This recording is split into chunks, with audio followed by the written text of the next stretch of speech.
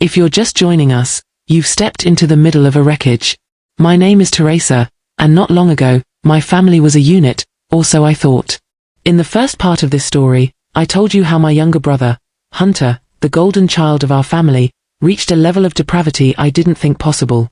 During my 10-year-old daughter Everly's elementary school graduation dinner, Hunter snatched her brand new MacBook Pro M3, a gift I had worked extra shifts at my convenience stores to afford, and smashed it into the hardwood floor.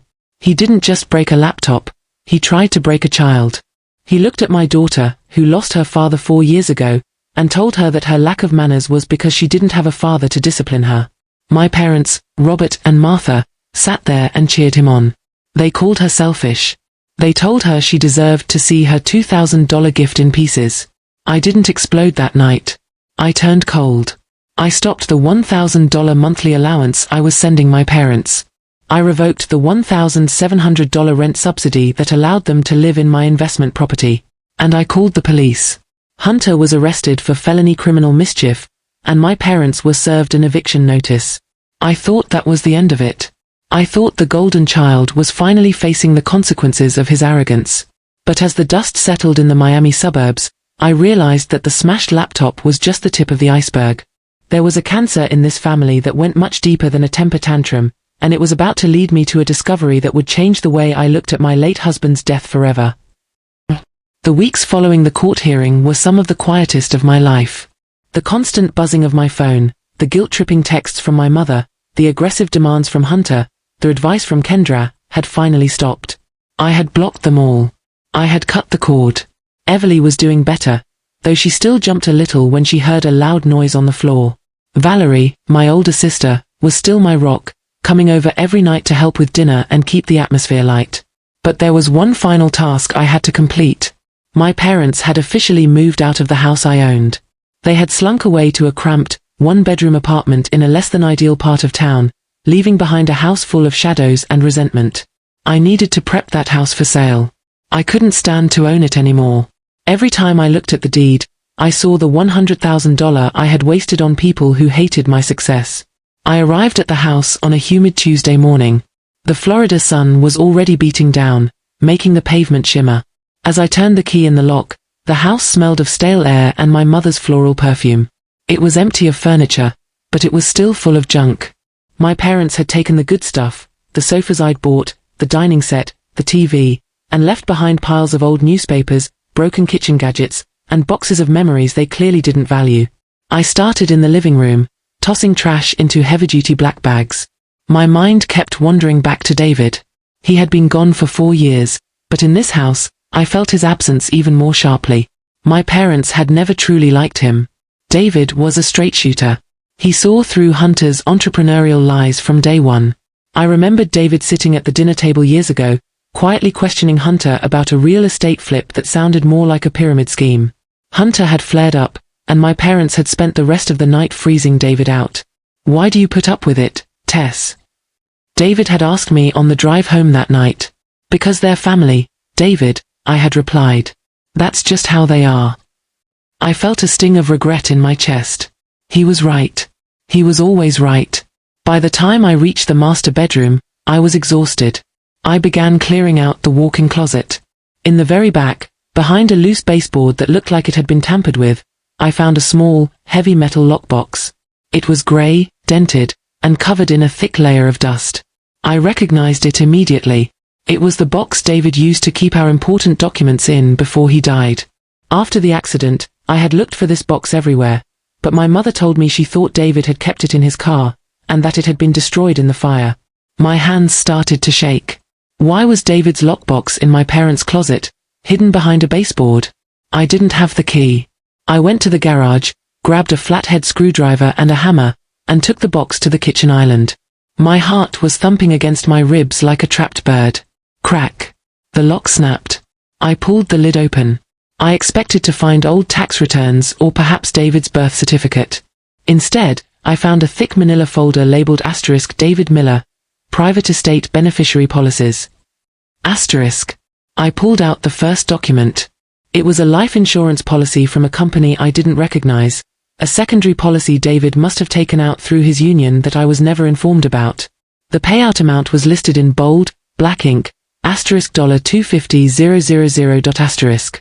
My breath hitched. I had received a small payout from our primary insurance after David died, which I used to pay off our mortgage and start the convenience stores. But this? I had never seen this. I flipped the page. There was a change of beneficiary form dated just 3 weeks after David's funeral. The primary beneficiary had been changed from Teresa Miller to Martha Miller, my mother. But it was the signature at the bottom that made the world go cold. It was my signature. Or at least, it looked like mine. But I knew for a fact I had never signed this. I was in a fog of grief 3 weeks after the funeral. I was barely eating, let alone signing away $250,000. Underneath the form were bank statements. A secret account had been opened in my mother's name. Every month for the last 4 years, a drawer had been taken from the insurance payout. $2,000 here. $5,000 there. I followed the paper trail, my eyes blurred with tears of pure rage. The withdrawals didn't go to my parents' medical bills. They didn't go to their groceries. The memos on the transfers were written in my mother's shaky handwriting. For Hunters LLC.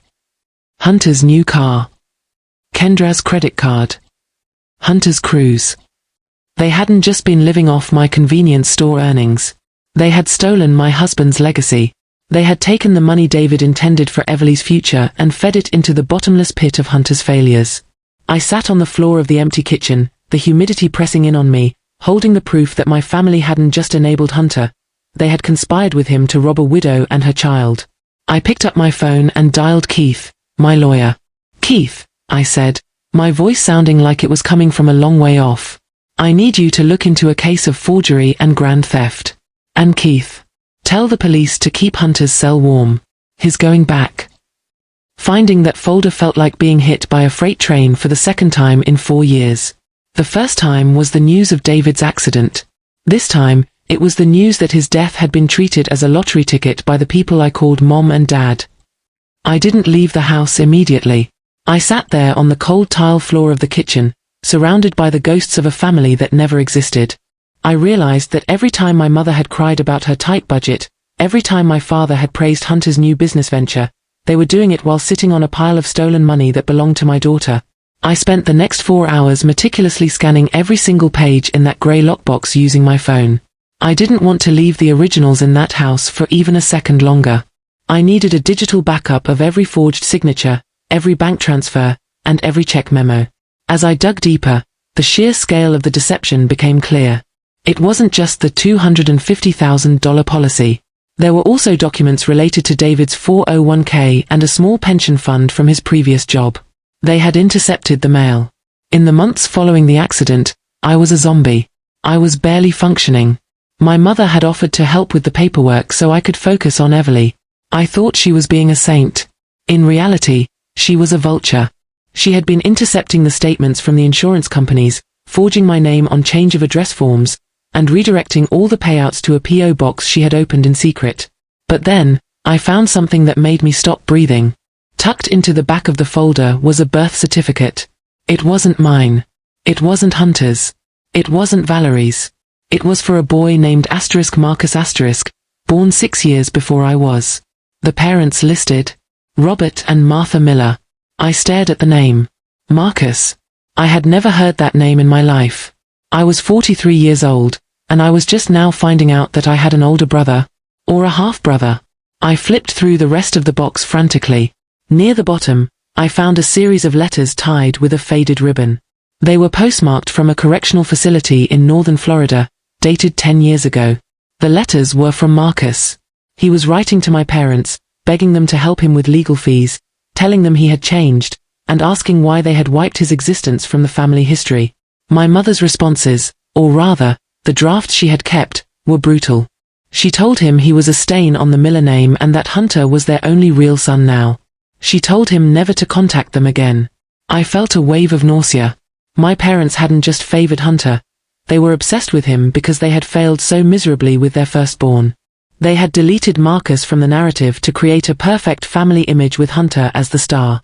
And when David died, they saw a way to make sure their golden child never had to struggle like Marcus did. They used my husband's blood money to keep Hunter's life afloat, all while watching me struggle to run 3 stores as a single mother. I packed the box into my car and drove straight to Keith's office. I didn't call ahead. I just walked in, looking like I'd crawled out of a trench. Keith took one look at me and ushered me into his private conference room. "Teresa, you look like you've seen a ghost," he said, pouring me a glass of water. "I've seen a crime scene, Keith," I replied, slamming the manila folder onto the mahogany table. "My parents didn't just support Hunter. They stole $250,000 from Everly. They forged my name. And they've been laundering David's insurance money through shell companies for 4 years." Keith put on his glasses and began to flip through the documents. The room was silent, save for the ticking of the clock on the wall and the sound of paper rustling. I watched his expression change from professional curiosity to absolute horror. This is sophisticated fraud, Teresa," Keith whispered. "They didn't do this alone. To move this much money without triggering an IRS audit, someone had to be helping them with the banking side." "Hunter," I said immediately. He always bragged about his connections in the local banking scene. He probably had a friend who looked the other way for a cut of the cash. "If that's true," Keith said, "we're not just looking at a civil suit anymore. We're looking at racketeering, bank fraud, and grand larceny. This isn't just a family dispute. This is a federal case." "Good," I said, my voice as cold as ice. "I want them to feel every bit of the discipline Hunter was so fond of talking about. But Keith, there's something else." I pulled out Marcus's birth certificate and the prison letters.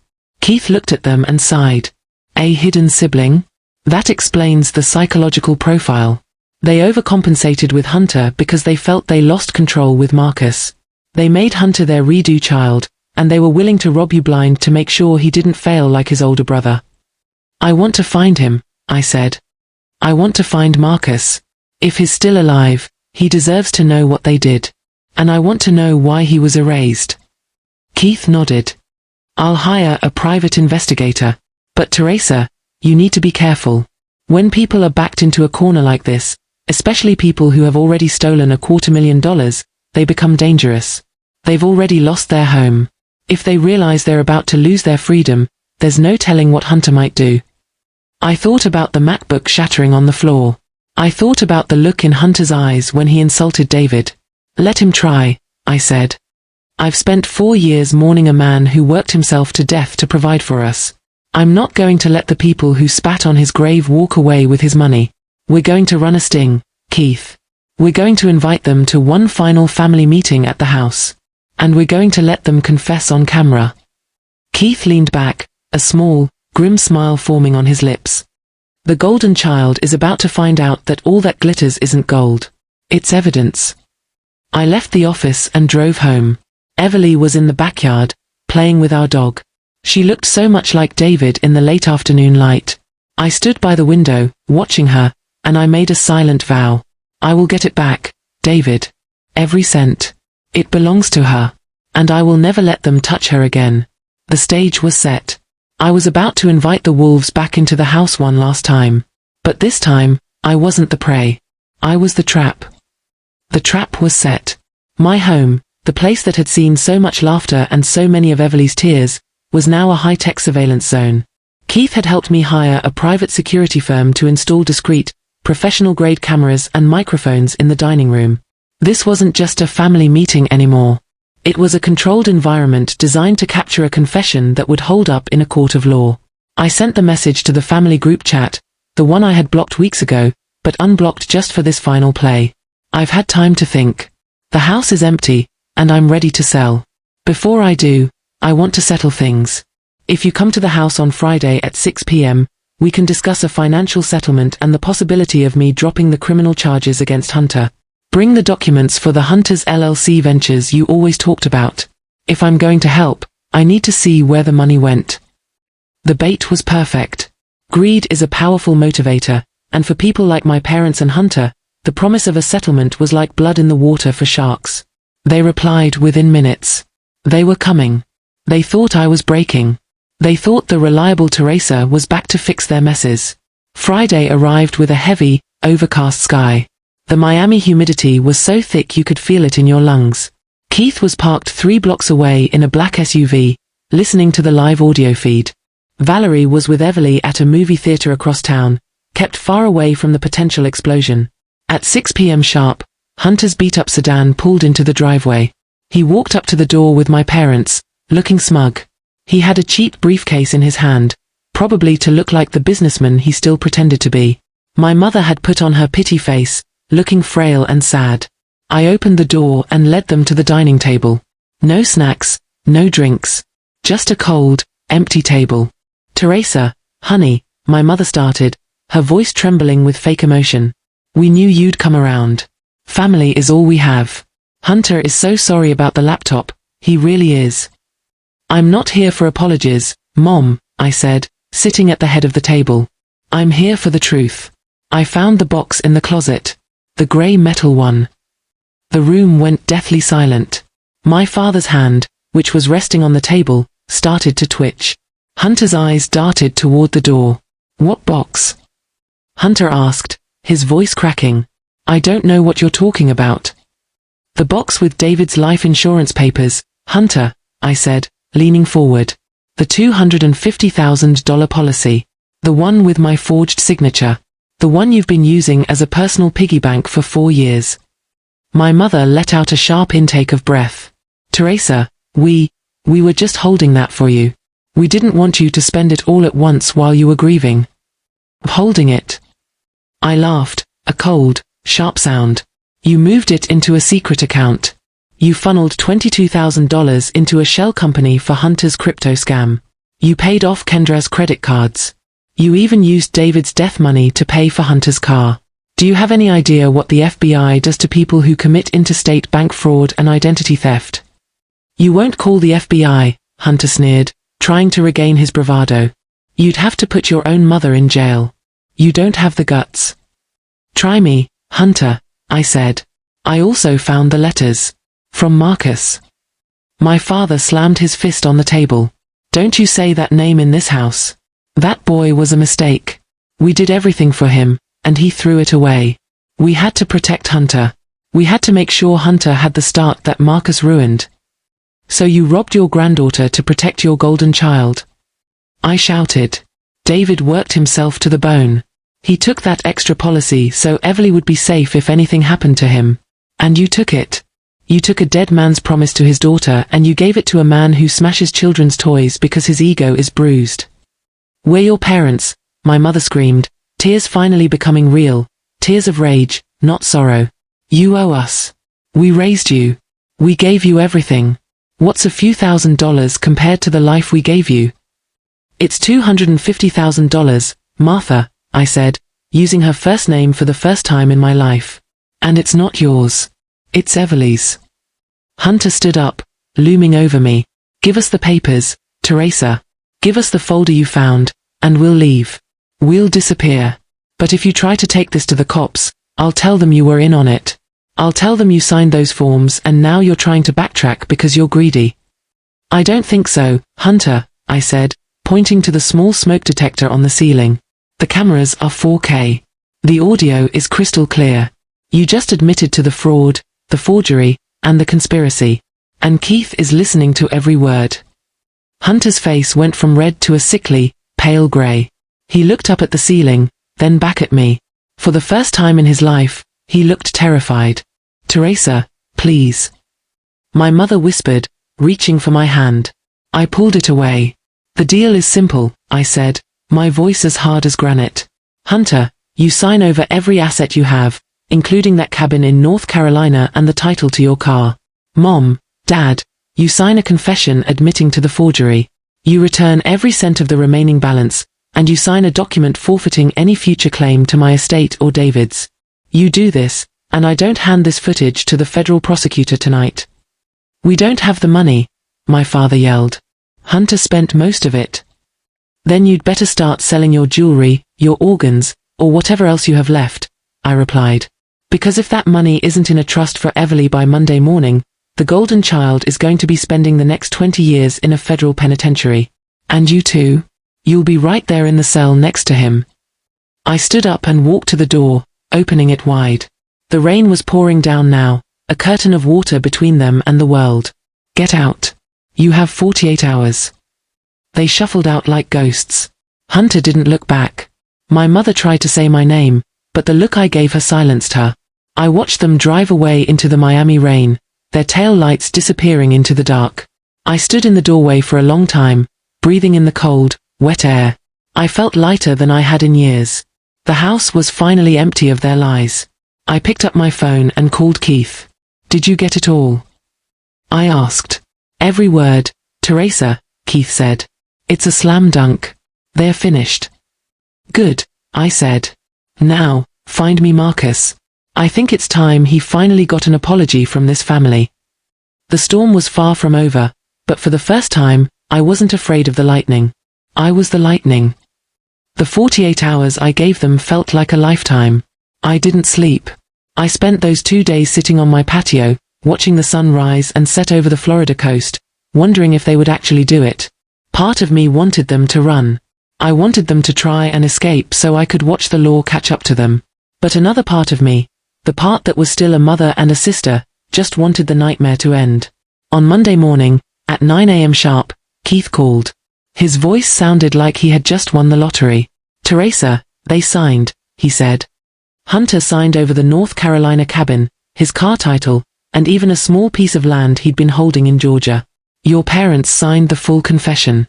They've also transferred the remaining $82,000 from the secret insurance account back into a trust for Everly. It's over." I let out a breath I felt like I'd been holding for 4 years. "And the criminal charges?" "The confession gives you total leverage," Keith explained.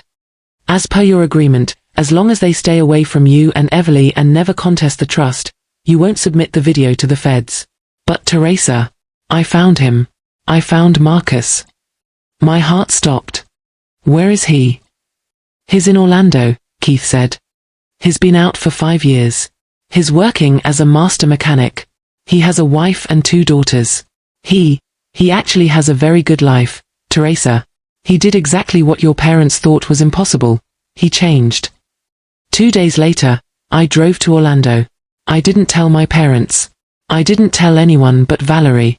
I pulled up to a clean, busy auto shop and saw a man who looked so much like my father it made my stomach flip, but he had my brother's eyes. When I walked up to him and told him who I was, Marcus didn't get angry. He didn't shout. He just dropped his wrench, wiped his hands on a greasy rag, and hugged me for a long, long time. We sat in a small diner down the street, and I told him everything.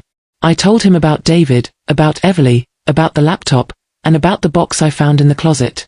I showed him the letters he had written that our parents had hidden away. Marcus looked at the letters, his eyes misting over. "I used to think I was the broken one, Tess," he said quietly. "I spent years thinking I was a stain because that's what they told me. But seeing what they did to you, what they did to David's memory, I realize now that I wasn't the problem. The system was. Their obsession with Hunter was." I invited Marcus and his family to Miami for the weekend. For the first time in my life, I felt like I was building a family based on truth instead of obligation. The final fallout for the Golden Trio was predictable but grim. Without my money and without the stolen insurance funds, Hunter couldn't keep up his lifestyle. Kendra filed for divorce a month later, taking Beckett with her. She cited financial fraud and emotional instability in her filing, using my police reports as evidence. Hunter ended up moving into the 1-bedroom apartment with our parents in Hialeah. The last time I saw them was from a distance. I was driving past a local park when I saw my father sitting on a bench, looking older than his years, while Hunter stood nearby, shouting into a cell phone, likely trying to sell another big idea to someone who wasn't listening. They looked miserable. They looked small. They looked exactly like what they were, people who had traded love for greed and lost both. A year has passed since the night the MacBook shattered. Everly is 11 now. She's thriving in her new school, and she spent the summer at the cabin in North Carolina with her cousins, Marcus's daughters. We've turned that cabin into a sanctuary, a place where the air is cool and the memories are fresh. I took the $15,000 I won in the civil suit and the $82,000 recovered from the fraud and put it into a high-yield educational fund for her. By the time she's 18, she'll have enough to go to any university in the world. David's promise was kept, even if it took a war to do it. I still have the broken MacBook. It's in a glass case in my office. People ask me why I keep a piece of trash on display. I tell them it's not trash. It's a trophy. It's a reminder that sometimes, Things have to break completely before you can see what's inside. My brother thought he was teaching my daughter a lesson about discipline. He was wrong. He taught me a lesson about boundaries. He taught me that being reliable doesn't mean being a doormat, and that family isn't a blood type. It's a choice you make every single day by how you treat the people you love. As the sun sets over the Atlantic, I sit on my patio with a glass of wine. Everly is inside, laughing at something Marcus said on the phone. The house is full of light. The golden child is gone, and in his place, I found something much more valuable, my own strength. My name is Teresa. I am a widow, a mother, a business owner, and a sister. And for the first time in my life, I am finally free.